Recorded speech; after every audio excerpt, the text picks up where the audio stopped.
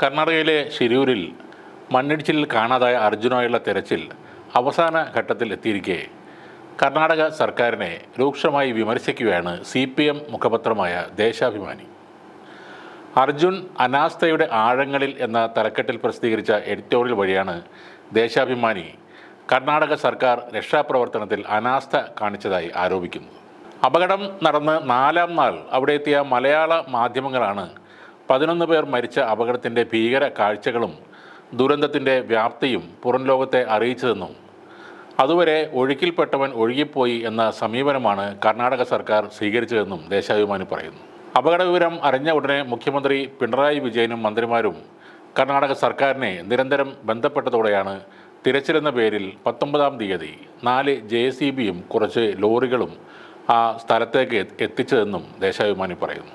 ദുരന്തമുഖത്ത് golden hour അഥവാ സുവർണ മുഹൂർത്തം എന്നറിയപ്പെടുന്ന സുവർണ നിമിഷങ്ങൾ കർണാടക സർക്കാർ നഷ്ടപ്പെടുത്തി. പരമാവധി ജീവൻ രക്ഷിക്കാൻ വേണ്ടി ലഭ്യമായ എല്ലാ വിദഗ്ധ സഹായവും എത്തിക്കുക എന്നതാണ് ആദ്യഘട്ടം ചെയ്യേണ്ടത്. കേരളത്തിന് അത്തരം അനുഭവങ്ങൾ ഒട്ടേറെയുണ്ട്.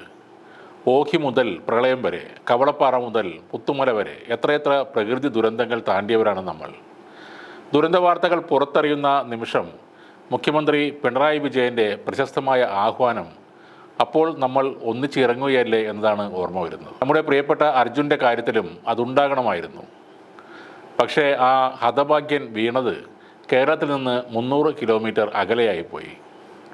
കൊടും അനാസ്ഥയുടെ മറ്റേതോ ലോകത്തായിപ്പോയി എന്നാണ് ദേശാഭിമാനി പത്രം എഴുതുന്നത്. അപകടത്തിൽപ്പെട്ട ലോറിയുടെ ഉടമയായ മനാഫിനെയും രക്ഷാപ്രവർത്തകനായ രഞ്ജിത്ത് ഇസ്രയേലിനെയും കയ്യേറ്റം ചെയ്യുന്ന സാഹചര്യത്തെയും പത്രം വിമർശിക്കുന്നുണ്ട്. കേരളത്തിൽ നിന്നെത്തിയ രക്ഷാപ്രവർത്തകരെ ദുരന്ത സ്ഥലത്തേക്ക് കടക്കാൻ അനുവദിക്കാതെ ബാരിക്കേഡുകൾ തീർത്താണ് കർണാടകം ചട്ടം പാലിച്ചതെന്നും ദേശാഭിമാനി പറയുന്നു. ദിവസവും സമയം നോക്കി ചട്ടപ്പടിയായി മാത്രമാണ് അവർ രക്ഷാപ്രവർത്തനം നടത്തിയത്. കാണാതായത് കേരള സർക്കാരിൽ ശക്തമായ സ്വാധീനമുള്ള ആളാണോ എന്നാണ് അവിടുത്തെ പോലീസും നാട്ടുകാരും ചോദിച്ചത്. അവർക്കറിയില്ലല്ലോ അർജുൻ എന്ന ട്രക്ക് ഡ്രൈവറും കേരളത്തിൽ VVIP ആണെന്ന്, കേരളത്തിൻ്റെ സിസ്റ്റം അങ്ങനെയാണെന്ന്. ഇങ്ങനെ പറഞ്ഞുകൊണ്ടാണ് ദേശാഭിമാനി പത്രം അതിൻ്റെ എഡിറ്റോറിയൽ അവസാനിപ്പിച്ചിരിക്കുന്നത്.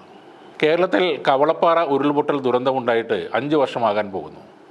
2019 ആഗസ്റ്റ് 8-നാണ് ദുരന്തം സംഭവിച്ചത്.